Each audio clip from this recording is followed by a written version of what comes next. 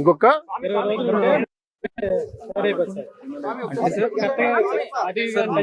మనకు సార్ ఇప్పుడు చూడండి సార్, ఇది గ్రెయిన్ ఉండాలి సార్ దీని లోపల. ఇప్పుడు మీరు ఇలా ప్రెస్ చేస్తే గ్రెయిన్ లేదు, షాఫీ గ్రెయిన్ అయి ఉంటది సార్. ఇది ఒక రకంగా ప్రాబ్లం సార్. అంటే మనం పాలినేషన్ అయ్యే టైంలోనే ఇన్స్టెడ్ ఆఫ్ పాలినేషన్ వాటర్ పడిపోయి ఉంటుంది సార్ యాక్చువల్లీ వర్షం వల్ల.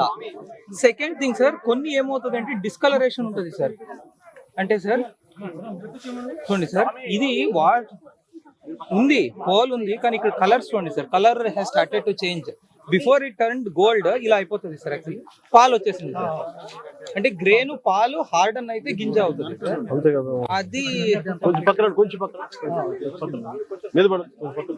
ఇంకో 15-20 days అయి ఉంటే మొత్తం క్రాప్ వాళ్ళ చేతికి వచ్చేసింది sir.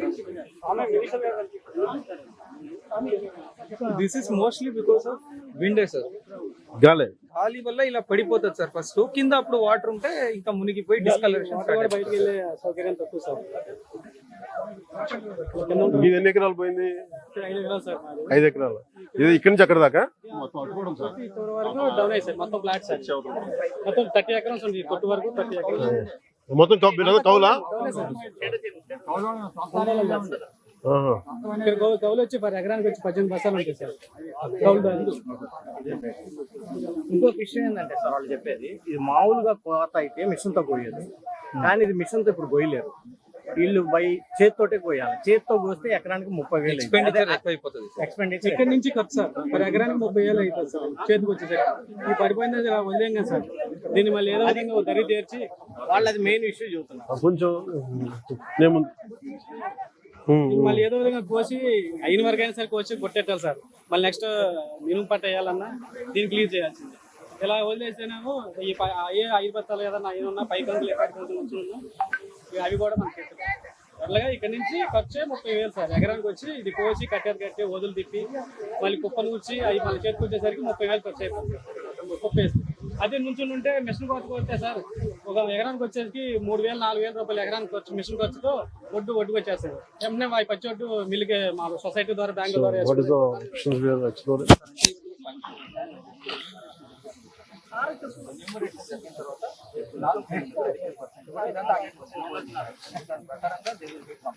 we get enumeration for each and every acre. Yes sir, every field will be enumerated sir. Already app ఇచ్చారు సార్ యాక్చువల్లీ.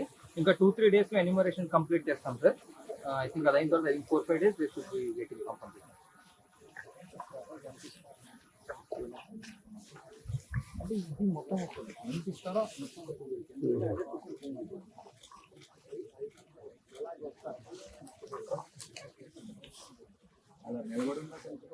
తప్పే ఉంది సార్. లోపల తప్పే ఉంటుంది.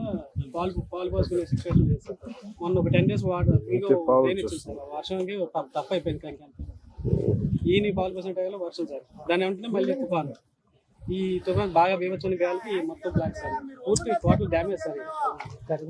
దీనిలో పనికి వచ్చేది కూడా ఏం లేదు సార్.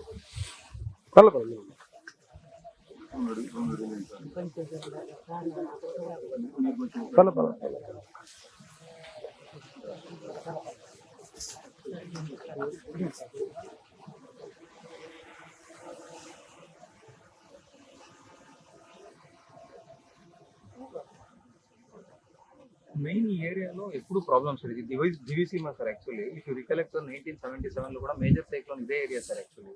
అది కొంచెం కృష్ణా జిల్లాలోనే కొంచెం బయటకు వచ్చినట్టు ఉంటుంది సార్ యాక్చువల్లీ. దానివల్ల it gets expose to more winds very often sir actually. దానివల్ల వేరే చోటు ఉన్న ఇంపాక్ట్ కన్నా ఇక్కడ ఇంపాక్ట్ ఎక్కువ ఉంటుంది సార్. ఇప్పుడు డిస్ట్రిక్ట్ లో సార్ మనకు టోటలీ పడిపోయిన చెట్లలో దాదాపు 80% చెట్లు ఇదే ఏరియా సార్. ఇంకో 3-4 మండల్స్ లోనే ఉన్నాయండి.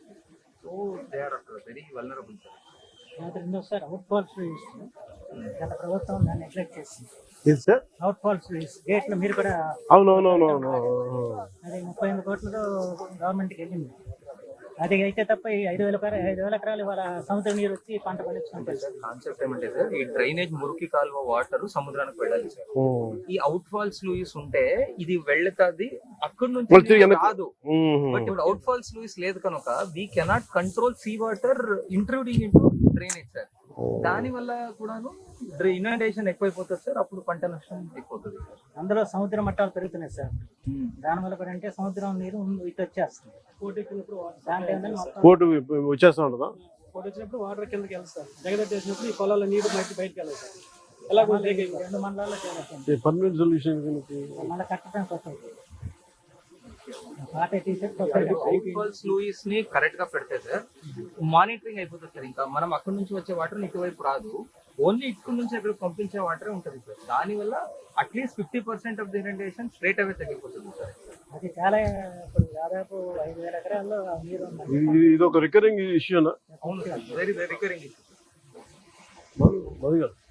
ఒకసారి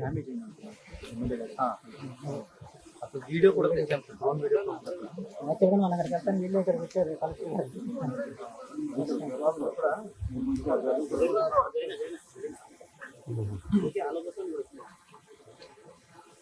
అన్ని తీసి మళ్ళీ కొత్త కట్టి గేట్లు పెట్టాలండి. అంటే మా రీకన్స్ట్రక్ట్ చేయాలి. అప్పుడు మీరు కూడా వచ్చి మాట్లాడుతున్నారు. లాక్లైన్ చెప్పారు.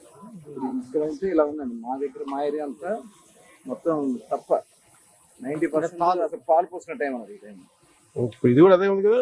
ఇది కొన్నే ఉన్నాయి, ఇక్కడంతా పాలే ఉన్నాయి.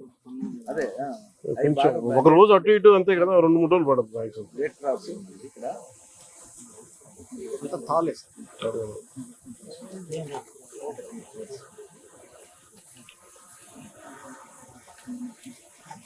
మనకి అలాగే ఇప్పుడు ఫస్ట్ ప్రైమరీ మనకు ఒక కాంపెన్సేషన్, రెండు we had find solution. Permanent solution at least ఒక 60% తగ్గుతుంది కదా. సార్ విజయవాడ ఫ్లడ్స్ లో కూడా సార్, విజయవాడలో వాటర్ అన్ని రోజులు ఉండడానికి కూడా కారణం వెనక్కి పోటు సార్. యాక్చువల్లీ అప్పుడు సముద్రం was not observing the water sir. అప్పుడు అంటే అప్పుడు అఫ్కోర్స్ సార్, అప్పుడు పౌర్ణమి అది ఉంటుంది.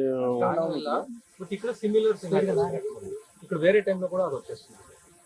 నీరు వస్తూ ఉంటే ఈ నీరు అట్లా వెళ్తుంది. అంతే కదా. ఒకసారి దీన్ని ఒక మీటింగ్ కూర్చున్నాం. లాస్ట్ టైం కూడా మరి 14 crores ఇచ్చేస్తారు. ఇది కూడా రిజాల్వ్ ఓకే